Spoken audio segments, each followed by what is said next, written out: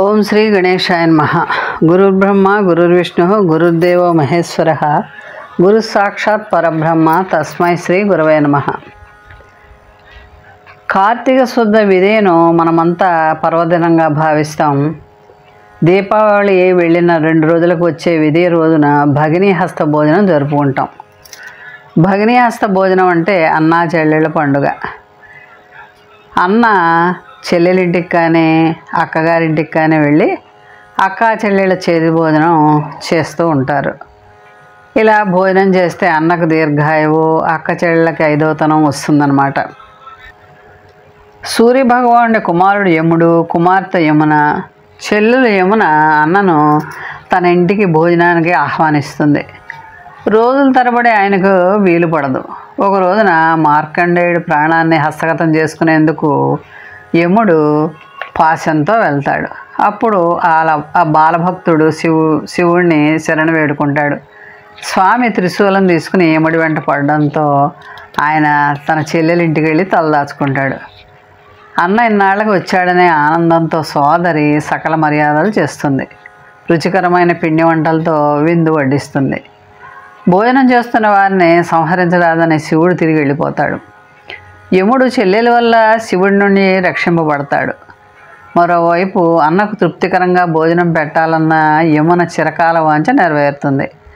శివుడి ఆగ్రహానికి గురి కాకుండా తనకు రక్షణ కల్పించిన చెల్లెలి అతిథి మర్యాదలకు యముడు ముగ్ధుడవుతాడు. ఆమెను ఏదైనా వరం కోరుకోమంటాడు. ఈ రోజున చెల్లెలి ఇంటికి వెళ్ళి ఆమె చేతి వంట తినే సోదరుడికి నరకలోక వాసం లేదా అపమృత్యు దోషం కలగకూడదని యమున కోరుకుంటుంది. ఆయన పరమానంద భరితుడవుతాడు. ఏటా కార్తీక శుద్ధ విధి నాడు ఇంటికి వచ్చి ఆమె చేతి వంట తింటాననే వరం ప్రసాదిస్తాడు యముడు. ఇదే రోజున తన సోదరింట ఏ సోదరుడు భోజనం చేస్తాడో అతడికి ఎలాంటి భయం ఉండదంటూ యముడు వరం అనుగ్రహిస్తాడు. అంతేకాకుండా సోదరుడికి ఈ రోజున తన చేతితో వడ్డించే స్త్రీ సౌభాగ్యవతి అవుతుంది అనే వరమిచ్చి చెల్లెల్ని ప్రేమపూర్వకంగా వీడ్కోలు పొంది యముడు తిరిగి వెళ్తాడు.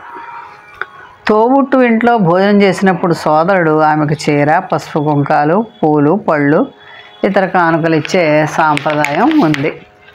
సోదరు లేని వారు చంద్రుడిని సోదరుడిగా భావించి ఆనాడు చంద్రుడికి అర్ఘ్యప్రదానం చేస్తారు. అంతకుముందు కార్తీక శుద్ధ పాడ్యమి నాడు పూజలు అందుకున్న బలి ఈరోజే వీడ్కోలు పొంది పాతాళానికి వెళ్తాడని కొందరు విశ్వసిస్తారు. ఈ పర్వదినం రోజున చిత్రగుప్తుడు కూడా జన్మించాడు. యముడితో పాటు చిత్రగుప్తుడు కూడా మహిళల పూజ అందుకుంటాడు. ఈరోజు చేసే దాన ధర్మాల కారణంగా విశేష పుణ్యఫలం ప్రాప్తిస్తుందని భక్తుల నమ్మకం. ఈ యాంత్రిక యుగంలో కుటుంబ సభ్యుల మధ్య పరస్పర అవగాహన, సంబంధ బాంధవ్యాలు క్రమక్రమంగా సన్నగిలుతున్నాయి. వాటిని తిరిగి నెలకొల్పడానికి పునరుద్ధరణ ద్వారా భారతీయ కుటుంబ వ్యవస్థ వెలుగొందేలా చేయడానికి ఇలాంటి పండుగలన్నీ దోహదపడతాయి. ఈ పండుగను దీపావళి అయిన 2వ రోజు భారతదేశంతో పాటు నేపాల్లో కూడా జరుపుకుంటారు. ఈ రోజున సోదరులను ఇంటికి పిలిచి వారి నుదులను బొట్టు పెట్టి హారతిచ్చి మిఠాయిలు తినిపించి అక్కా చెల్లెళ్ళు వారికి శుభాకాంక్షలు తెలుపుతారు. తమ సోదరులు ఆరోగ్యంగా ఉండాలని దేవుణ్ణి ప్రార్థిస్తారు. సోదరులు అక్క చెల్లెళ్లకు కానుకలు ఇచ్చి ఆశీర్వదిస్తారు. శ్రీకృష్ణుడు నరకాసురుని వధించి నేరుగా తన చెల్లెలు సుభద్ర ఇంటికి వస్తాడు.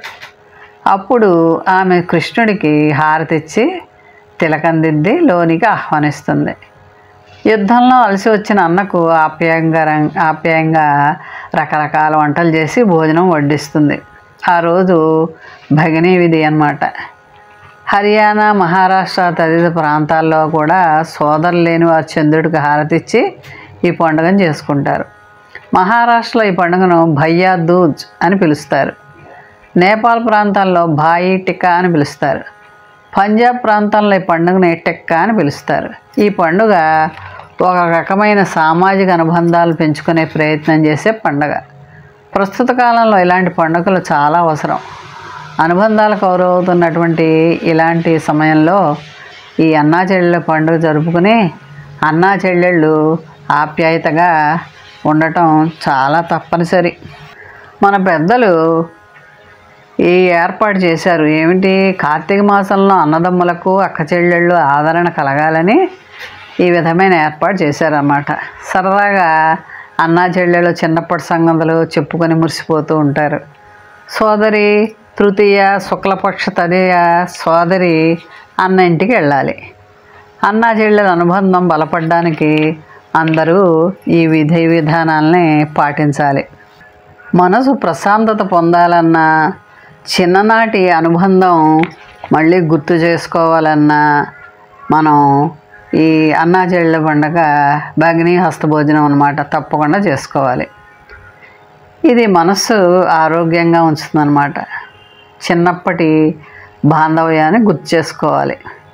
అలాంటి అభిప్రాయాన్ని గట్టి చేస్తూ కార్తీక మాసం 2వ రోజునే అక్క లేక చెల్లెలు వాళ్ళ ఇంటికి వెళ్ళి స్వయంగా వండిన పదార్థాలను తిని వారికి చక్కని దుస్తులు ఇచ్చి వాళ్ళని ఆశీర్వదించాలని మన పెద్దలు చెప్తూ ఉంటారు. మనశ్శుద్ధికి మంత్రం తోబుట్టువులతో చక్కగా ఉండడం. ఏదైనా ఒక చిన్న ఇబ్బంది వచ్చినా కష్టాన్ని తోబుట్టువుతో కూడా పంచుకోవాలనే భావం. నాకు మా అన్న ఉన్నాడు అనే ధైర్యాన్ని చెల్లెలకి కల్పించాలి. అన్నకి నేను ఎప్పుడూ తోడుంటాను అని చెల్లెలు తన ప్రేమను వ్యక్తం చేయాలి. ఇలా అన్నా చెల్లెళ్ళ పండుగను జరుపుకుని చిన్నప్పటి సంగతులు నెమరేసుకుంటూ బాంధవ్యాన్ని కొనసాగించడం కోసమే మన పెద్దలు ఈ భగినీ హస్త భోజనాన్ని ఏర్పాటు చేశారు. ఆడపిల్లలు వివాహానంతరం ఏదైనా ఒక పండుగ వస్తే బాగుండు అని ఎదురు చూస్తూ ఉంటారు.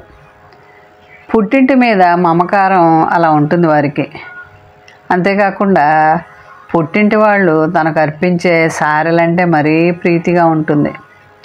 కాబట్టి అలా అనుబంధం పెనవేసుకోవడానికి మనం అన్నా చెల్లెళ్ళ పండుగను జరుపుకుని అక్కా చెల్లెళ్ళు అన్నాదమ్ములు అనుబంధంతో చక్కగా ఈ పండుగను జరుపుకుని అన్నలు చెల్లెళ్ళకి ఆశీర్వచనం ఇచ్చి అక్కలు కూడా తమ్ముళ్ళకి ఆశీర్వచనం ఇచ్చి ఇద్దరు చక్కగా తల్లిదండ్రుల తర్వాత అక్క చెల్లెళ్ళే వారు ఒకరికొకరు తోడుగా ఉంటూ ఈ అన్న చెల్లెళ్ళు అక్క తమ్ముళ్ళ అనుబంధాన్ని కొనసాగించుకోవాలి.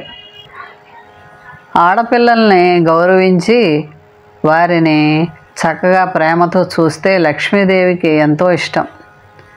అలాగా స్త్రీని ఎప్పుడూ కూడా గౌరవించాలని, లక్ష్మీ అనుగ్రహం పొందాలని ప్రతి ఒక్కరూ కూడా ఈ అన్నా చెల్లెల పండుగను జరుపుకొని ఆ ఆత్మీయతని చిన్ననాటి యొక్క మధుర స్మృతుల్ని నెమరవేసుకోవాలని కోరుకుంటూ మోహన్వాణి ఛానల్ వారికి ధన్యవాదాలు. వినండి, వినిపించండి, వింటూనే ఉండండి.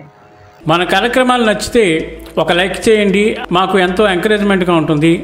అలాగే కామెంట్ చేయండి. కామెంట్ చేస్తే మేము మంచి క్వాలిటీ కంటెంట్ అందించడానికి దోహదపడుతుంది. ఆడియోస్ని షేర్ చేయండి. ఆడియోని షేర్ చేస్తే మన ఛానల్ అభివృద్ధి చెందడానికి ఉపయోగపడుతుంది. ఇంతవరకు మన కార్యక్రమాన్ని చూస్తూ ఎంజాయ్ చేస్తున్నట్లయితే, ఒకవేళ సబ్స్క్రిప్షన్ కనుక చేయలేకపోతే ఇప్పుడే ఈ క్షణమే సబ్స్క్రైబ్ చేసుకుని ఆ పక్క నుండి బెల్ బటన్ మోగించండి. వినండి, వినిపించండి, వింటూనే ఉండండి. మోహన్వాణి తెలుగు పోడ్కాస్ట్.